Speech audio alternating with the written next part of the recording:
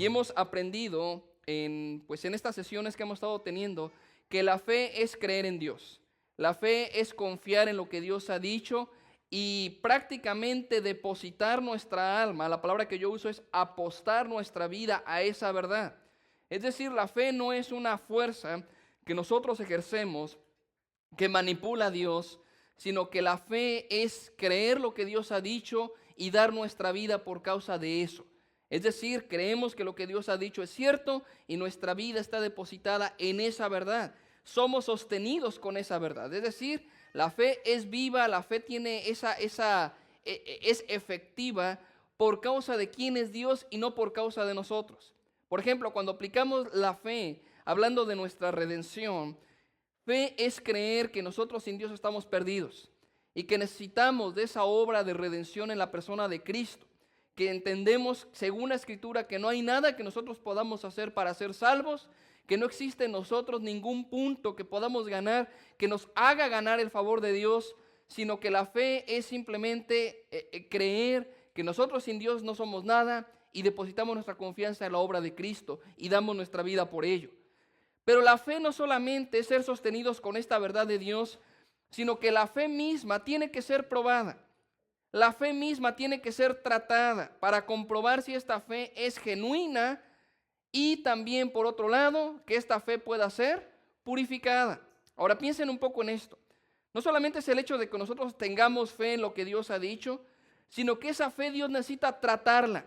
Dios necesita obrar en nuestras vidas en este aspecto de la fe. Por un lado, para comprobar si es que es genuina, si es que es real. Y por otro lado, si es que esta fe es real, también purificarla. No sé si ustedes se acordarán, por ejemplo, cuando el Señor Jesucristo da la narración o esta parábola del sembrador, donde dice la Escritura que el sembrador salió a sembrar y que parte de la semilla cayó entre espinos, parte de la semilla cayó entre piedras, parte cayó en el camino y parte cayó en tierra fértil. Cuando los discípulos le preguntan al Señor el significado de la parábola, el Señor les explica que cada terreno son corazones. Los de espinos es una vida de una persona en donde la semilla cae y aparentemente crece, pero sin embargo los espinos ahogan. En este caso los espinos significaban los afanes de la vida. Ahogan la semilla. La planta. Parte de la semilla cae entre piedras. También sale una planta, pero sin embargo por causa de las pruebas y los problemas, esta planta simplemente se muere. Y obviamente la parte donde cae en buena tierra es un corazón preparado en donde no solamente crece la planta, sino que da fruto. Entonces nos damos cuenta de una realidad importante. La fe necesita ser probada. Y si vemos, por ejemplo, una planta que por medio de los afanes se apaga, quiere decir que esa fe no fue real. ¿Por qué? Porque los afanes de la vida pudieron más que esa vida, pudieron más que esa fe. Es decir, una persona dice, yo tengo fe en Dios. Pero si cuando vienen los afanes de la vida, esa fe desaparece, ¿qué quiere decir eso? Que esa fe no era real. Puede ser por otro lado que diga, ok, yo tengo fe en Dios y vienen las pruebas y vienen los problemas. Y si esa fe se apaga, ¿qué quiere decir? Que esa fe no fue genuina. Pero cuando vienen las luchas y las dificultades y uno se mantiene firme en medio de esas luchas, ¿qué quiere decir eso? Que esa fe es real, que esa fe es genuina. Y por causa de que esa fe es genuina, esa fe necesita ser probada, prácticamente con dos propósitos. Uno, para que la fe crezca, pero también para que nuestra fe madure en el Señor. Es decir, no nos quedamos en un nivel de fe nada más. Hay un nivel inicial en nuestra vida de fe, pero esa fe necesita crecer. Y esa fe va a ser la que nos va a mantener. Ahora, la fe es perfeccionada en medio de las pruebas por dos aspectos. Uno, la intensidad de las pruebas, es decir, qué tan duras son. Y la segunda cosa por las cuales la fe es perfeccionada es por el tiempo de las pruebas. Ahora, si Dios nos diera a nosotros el escoger cuánto tiempo queremos pasar por una prueba, ¿cuánto tiempo escogeríamos? A lo mejor días o poco menos, ¿no? Que dure una prueba que dure horas. A lo mejor así lo podemos soportar. Pero sin embargo, Dios no nos pregunta cuánto queremos que dure la prueba, ni tampoco Dios nos pregunta qué tan intensa debe ser esa prueba. Van a venir momentos en nuestra vida donde quizá las pruebas no duran mucho, a lo mejor es un proceso de días nada más, pero la prueba es intensa. O puede ser que Dios permita un proceso en donde sea un tiempo muy largo, en donde quizá la prueba no es tan intensa, pero el proceso, el tiempo que dura, sea lo que perfeccione. O puede ser una combinación de las dos. Dios permite en nuestra vida situaciones donde la prueba es dura y dura por mucho tiempo. Independientemente de eso, Dios está detrás de este proceso de la prueba y es lo que vemos aquí en la vida de los padres de Moisés. Aunque Hebreos 11:23 no nos dice el nombre de los padres de Moisés, sin embargo sabemos que el nombre de los padres de Moisés por la escritura era Amram y su esposa, en este caso la mamá de Moisés, Jocabed. Y la Biblia dice en el versículo 23 que por la fe Moisés cuando nació fue escondido por sus padres 3 meses. Ya el escritor de Hebreos ya no está usando personajes de Génesis.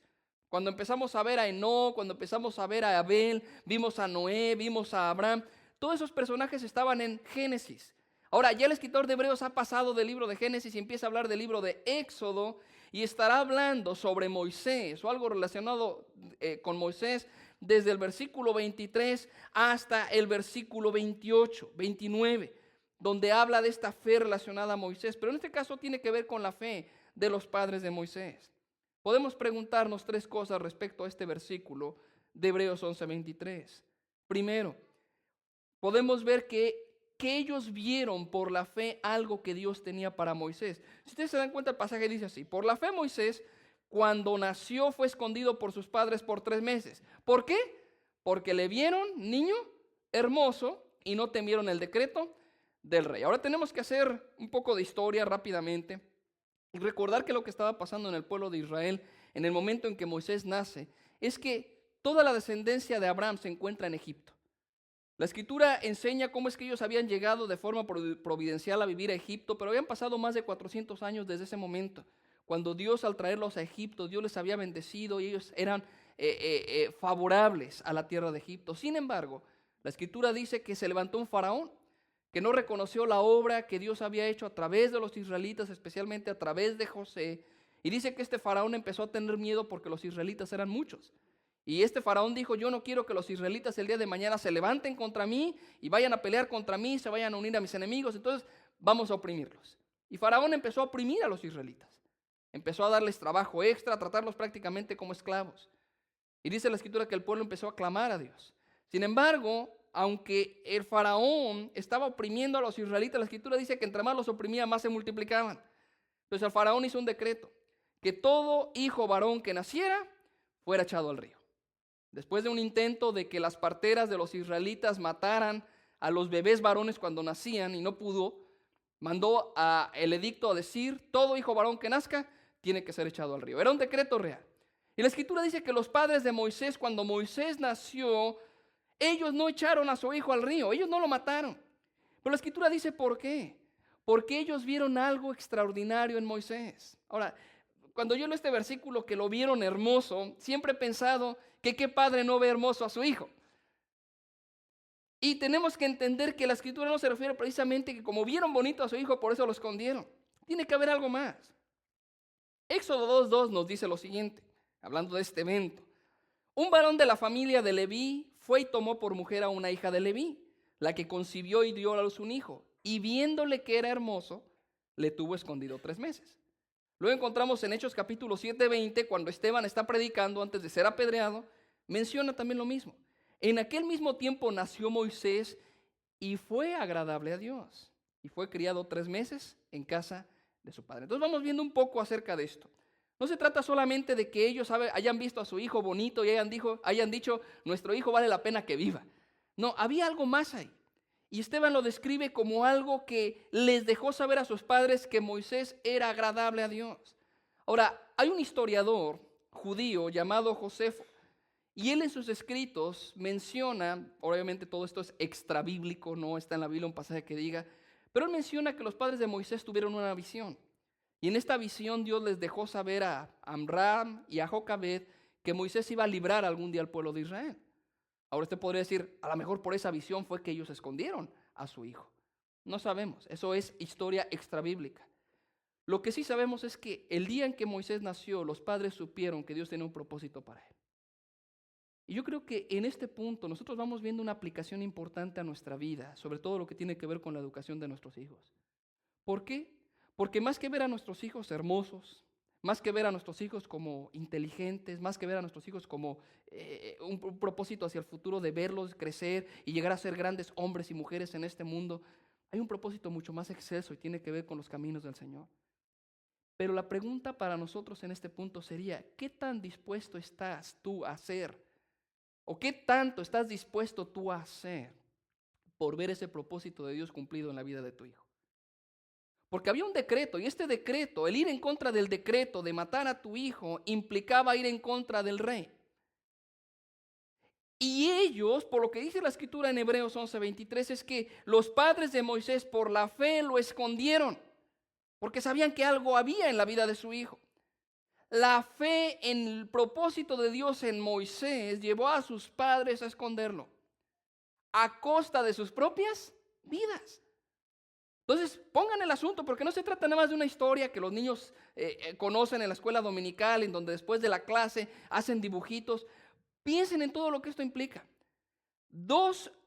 Una pareja, un matrimonio dispuesto a arriesgar su propia vida porque Dios realizara el propósito en la vida de su hijo. Ellos estaban arriesgando su propia vida al esconder a Moisés porque sabían que Dios tenía algo para él. Si fue una visión, la Biblia no lo dice. Lo que sí dice la Biblia es que había algo especial en él. Y estuvieron dispuestos a ello. Ahora, es necesario entonces ver a la luz de este versículo que ellos tenían en su corazón una convicción bien firme. Ellos tenían la mirada bien firme respecto al propósito de Dios en ello. Y esto lo podemos ver porque la Escritura nos enseña que cuando Moisés ya era grande, él salía y visitaba a sus hermanos.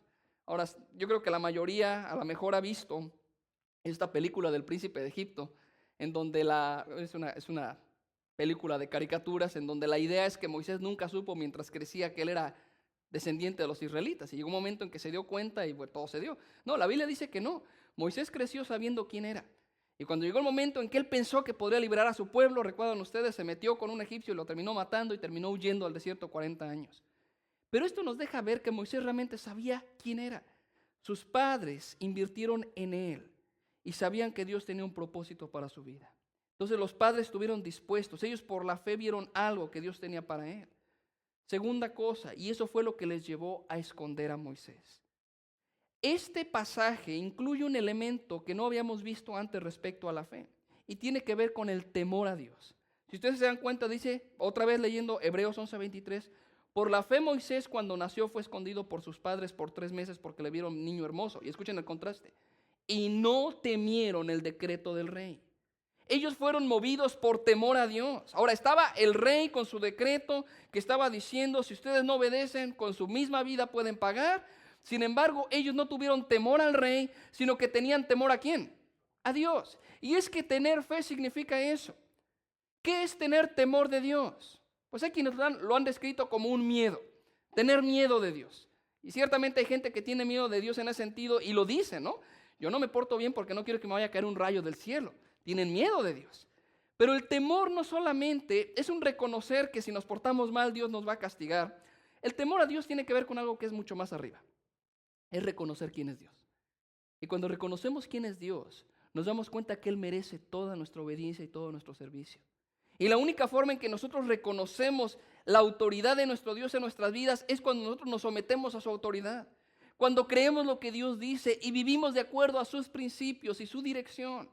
La vida de un creyente, de una persona que tiene fe, está movida por un temor de Dios, por un temor a Dios. Sabe que Dios es digno de toda la adoración, de todo el honor y de todo nuestro servicio y ajustamos nuestra vida a eso.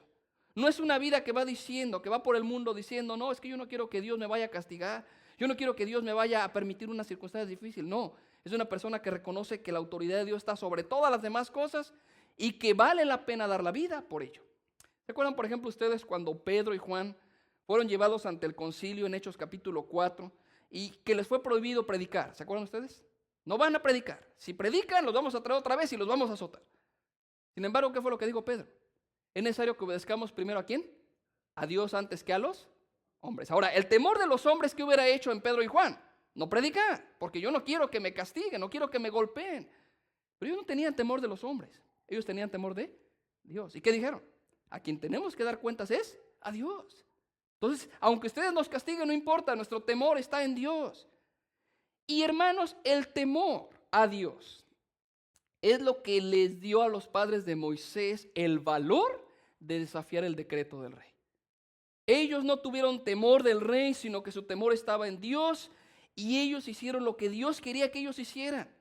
Este valor, hermanos, cuando hablamos de esta fe, este valor no significa no tener miedo. Porque a veces tenemos este concepto de que la fe es no tener miedo. Cuando pensamos de esta forma, pensamos que la fe es, en cierta forma, te capacita para no tener miedo en tu vida y no hacer las cosas con cautela. Es que yo tengo fe y voy y peleo. Quiero darles un ejemplo de la Biblia. ¿Ustedes recuerdan de Gedeón? Ahí en el libro de los jueces. En el capítulo 6 Dios se aparece a Gedeón. Su pueblo está sufriendo y necesitan un libertador. Y Dios viene a Gedeón y le dice: Gedeón, tú eres el que te vas a levantar y librar a mi pueblo. Y Gedeón le dice: pero yo ¿quién soy para hacerlo? Y sin embargo Dios le dijo: tú eres un hombre fuerte y valeroso, ve y libera a mi pueblo. Y en ese proceso de ese llamado de Moisés, de Josué, de Gedeón, Dios le dijo a Gedeón: quiero que vayas y destruyas el altar de Baal que tiene tu padre en su casa.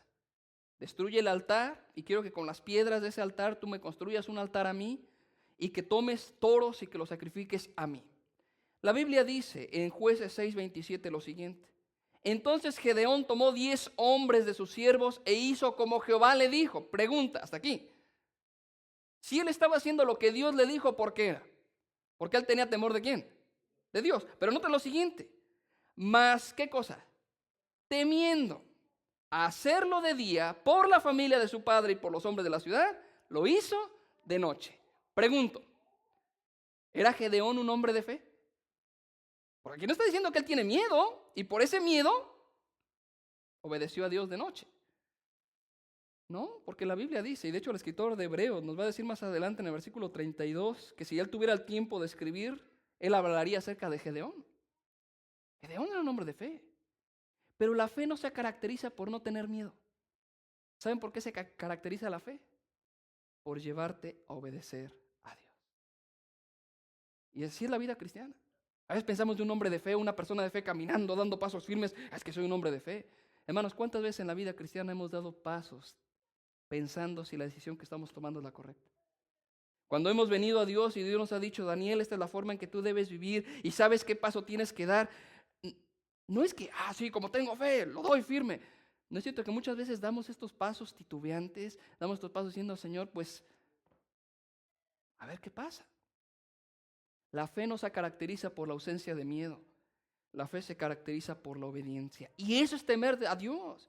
Dice la Biblia que entonces Gedeón hizo lo que Dios le estaba mandando, pero había temor, había miedo en él. Pero pudo sobrepasar su miedo porque él tenía temor a Dios. Ahora piensen ustedes en Amram y Jocabed, los padres de Moisés. Estaba el decreto, sin embargo, ¿qué dijeron los padres de Moisés? Como somos hombre y mujer de fe, vamos a desafiar al rey. No, ¿qué hicieron ellos con Moisés? Lo escondieron. ¿Por qué lo escondieron? Porque sabían que si el rey se enteraba, ellos podían morir. Entonces no se caracteriza por no tener miedo, se caracteriza por obedecer a Dios.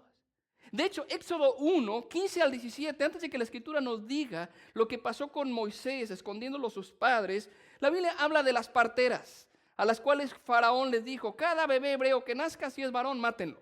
Si es niña, déjenla viva. Vean lo que dice Éxodo 1, 15 al 17. Habló el rey de Egipto a las parteras de las hebreas y les dijo: cuando asistáis a las hebreas en sus partos y veáis el sexo, si es hijo, matadlo. Si es hija, entonces viva. ¿Qué dice la Escritura ahí? Pero las parteras temieron a Dios y no hicieron como les mandó el rey de Egipto, sino que preservaron la vida a los niños. Y más adelante, ¿qué nos dice el pasaje? Y por haber las parteras, otra vez, ¿qué cosa? Temido a Dios, él prosperó sus familias. Entonces, y eso está justo antes de la narración de los padres de Moisés. Está el rey con un edicto. Sin embargo, las parteras no tienen temor del rey, tienen temor de Dios. Y luego cuando nos introduce la historia de los padres de Moisés, que ellos vieron algo especial en la vida de su hijo, que valía la pena morir o exponerse a la muerte por causa de su hijo, ellos temieron también a Dios. ¿Y saben qué, hermanos? En esta vida siempre habrá más bendición el hacer lo que Dios dice, aunque muchas veces en el momento en que lo hagamos no parezca lo más lógico. Pero la recompensa siempre es la mejor. si vivimos de acuerdo a como Dios dice, aunque el mundo a tu alrededor te diga, no, ese no es el paso a seguir, eso no es lo que tú debes hacer, obedecer a Dios tiene más bendición que hacer aquello que pensamos que es mejor. Sin embargo, aplicándolo a nuestra vida, nuestra cultura, hermanos, nos ha hecho olvidar cuál es nuestra mayor responsabilidad. Vivimos en una cultura materialista en donde el enfoque está en las cosas de este mundo, en donde pensamos que la forma de hablar de nuestro estatus en esta vida es hablar de lo que tenemos. Perseguimos cosas, buscamos cosas, queremos comprar cosas, y si tenemos cosas queremos mejores cosas. Y sin embargo nos olvidamos de que la prioridad más grande en nuestra vida no tiene que ver con el acumular cosas, sino como familias, la prioridad más grande tiene que ver con la enseñanza de nuestros hijos. La Escritura nunca nos dice que nuestra herencia hacia nuestros hijos va a ser darles una casa, ni siquiera habla de una educación profesional, lo cual yo no estoy en contra de ello. Yo creo que tiene su lugar en la vida. Pero ¿saben cuál es la responsabilidad más grande que tenemos? Enseñar a nuestros hijos los caminos de Dios. ¿De qué sirve, decía el Señor Jesucristo, que tu hijo, o en este caso nosotros, ganemos el mundo? ¿Sí qué cosa? Perdemos nuestra alma. Sin embargo, el día de hoy se trabaja para dar lo mejor, y así lo manejamos, ¿no? Es que estoy trabajando para dar lo mejor a mis hijos. Y la cosa es que en ese afán de dar lo mejor a tus hijos, ni papá ni mamá están en casa. Pero tienen todo lo mejor de la vida, ¿no es cierto? Y sin embargo, ¿cuál es la prioridad? ¿Qué es lo que realmente es lo mejor? La educación espiritual. Entendemos que Amram y Jocabed no escondieron a Moisés por causa de un capricho personal. Ellos lo hicieron porque vieron que valía la pena exponer sus vidas por algún día ver a su hijo en los caminos del Señor. ¿De qué somos nosotros capaces como padres cuando sabemos que Dios tiene un plan para nuestros hijos? Ahora, yo sé que todos quisiéramos ver a nuestros hijos como abogados y doctores. Y si Dios nos da esa bendición, pues qué bueno. Pero ¿cuál es la mayor dicha que un padre debería anhelar? Ver que sus hijos un día llegan a conocer al Señor. Sin embargo, estamos haciendo lo que muchas veces pasó en el pueblo de Israel. Había un ídolo en el pueblo de Israel, bueno, en las naciones cananeas que el pueblo de Israel adoptó, que se llamaba Moloc. Y la forma de honrar a Moloc era traer a los hijos a este ídolo, que era un ídolo metálico, que tenía las manos extendidas y cuya espalda estaba hueca. Y la gente ponía leña atrás de este ídolo y prendían la leña, y este ídolo se ponía al rojo vivo, y luego tomaban a los hijos, literalmente, y los ponían en las manos de este ídolo.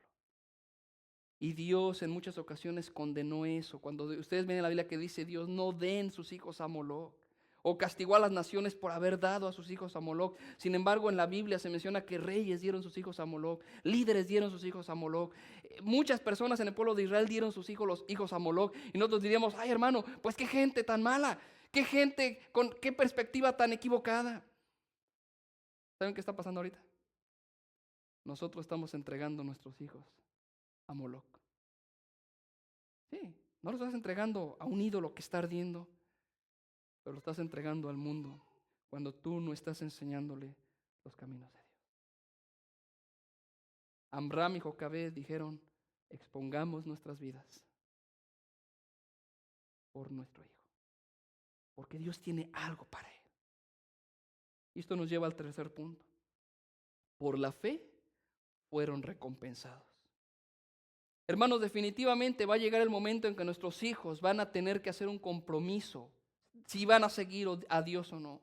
Y en este aspecto nosotros no podemos meternos, nosotros no podemos decir, ok, porque yo soy cristiano, mi hijo es cristiano. No, mi trabajo es enseñar los caminos de Dios. Mi trabajo es enseñarle e inculcar a nuestros hijos la fe. Pero leemos en Hebreos 11, 24 al 25, que llegó un momento en que este Moisés, que había sido escondido por sus padres, que había sido a costa de la vida de sus padres, había sido guardado con un propósito, Moisés tuvo que tomar una decisión. Dice así, por la fe Moisés, hecho ya grande, rehusó llamarse hijo de la hija de Faraón, escogiendo antes ser maltratado con el pueblo de Dios que gozar de los deleites temporales del pecado. ¿Por qué? Porque tenía por mayores riquezas el vituperio de Cristo que los tesoros de los egipcios, porque tenía puesta la mirada en el galardón. ¿Se dan cuenta que llegó un momento en que Moisés tuvo que decidir de qué lado estaba? Ahora, sus padres solamente pudieron esconder a Moisés por 3 meses. Usted diría, hermano, 3 meses y ya, ¿con eso cambió la vida de Moisés? No, porque Dios recompensó la obediencia de ellos. Después de 3 meses, la Escritura dice que ellos ya no pudieron seguir escondiendo a Moisés. Entonces ellos tuvieron que entregarlo literalmente a Dios. Lo pusieron en una pequeña canasta que estaba salpicada o estaba cubierta con brea y la dejaron en el río. Simplemente diciendo, Dios, nosotros hemos cumplido hasta donde pudimos con él, está en tus manos. Y la Escritura enseña que la princesa, la hija del faraón, encontró a Moisés. Y lo primero que dijo la princesa fue, este es un bebé de los hebreos. Y en lugar de decidir obedecer a su propio padre, ella decidió adoptarlo. Y en la providencia, ¿saben dónde terminó Moisés siendo criado? Por lo menos hasta la edad de ser destetado, que dentro de la cultura hebrea era alrededor de los 5 años. La misma madre de Moisés, siendo contratada por la princesa, crió a Moisés. Y después de ese tiempo, definitivamente tuvo ella que entregar a Moisés a la princesa para ser criado en la mejor educación de lo que el mundo tenía en ese entonces. Sin embargo, la Escritura nos enseña, nos permite ver que es ese tiempo en el que ellos honraron a Dios, ese tiempo en el que ellos arriesgaron sus vidas. Dios les recompensa con la oportunidad de terminar de criar a su hijo. Y cuando lo entregan a ser influenciado por la educación de Egipto, en algún momento Moisés en su vida adulta decide seguir a Dios.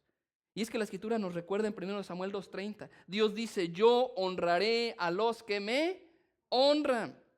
Ahora, Dios ciertamente no promete bienes materiales como la recompensa primaria de la obediencia. Dios no dice, si tú me obedeces te voy a dar un carro, si me obedeces te voy a dar una casa. No, pero lo cierto es que Dios sabe recompensar a los suyos cuando le aman y le obedecen solo por agradarle. Y en el momento en que ellos como padres encomiendan sus hijos a Dios, literalmente confiando en la fidelidad y providencia de Dios, Dios permitió ver a su hijo tomando la decisión correcta. La Escritura nos llama a nosotros, hermanos, para terminar, en Romanos 12:2, a que no nos conformemos a este siglo, sino que seamos transformados por medio de la renovación de vuestro entendimiento para que comprobamos cuál sea la voluntad de Dios agradable y perfecta. No nos conformemos a este mundo, no nos conformemos a los conceptos humanos respecto a la familia, no nos conformemos a los conceptos mundanos respecto a la educación de los hijos. Los principios de Dios siempre tienen efectos.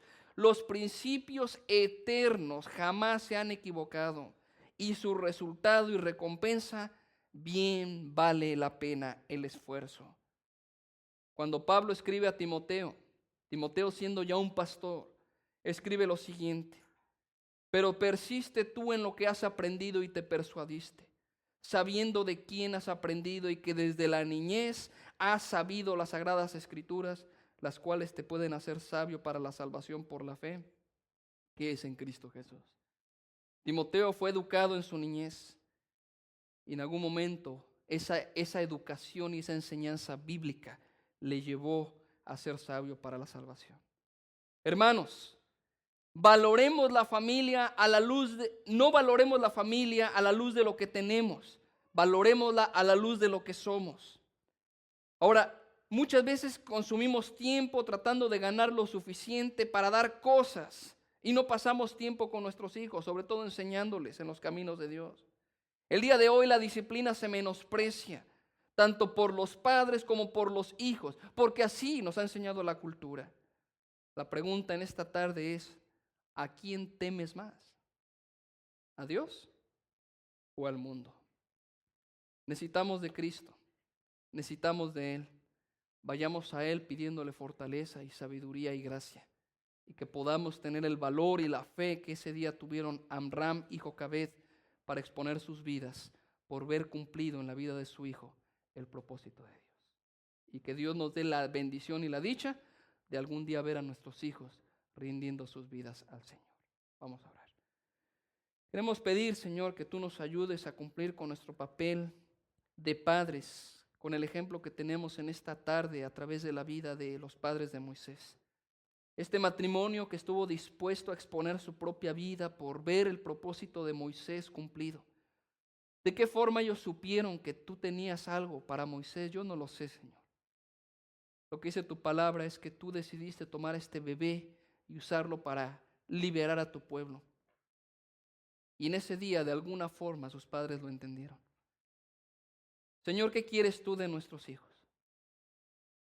Tu palabra nos enseña que tú esperas de nosotros como padres que invirtamos tiempo en ellos, que no los ofrezcamos al mundo, que no nos equivoquemos teniendo perspectivas mundanas de lo que es dar lo mejor a los hijos, sino que busquemos los principios eternos que nunca cambian y que siempre recompensan. Danos temor a ti y ayúdanos a obedecerte para honra y gloria tuya. En Cristo Jesús te lo pedimos. Amén.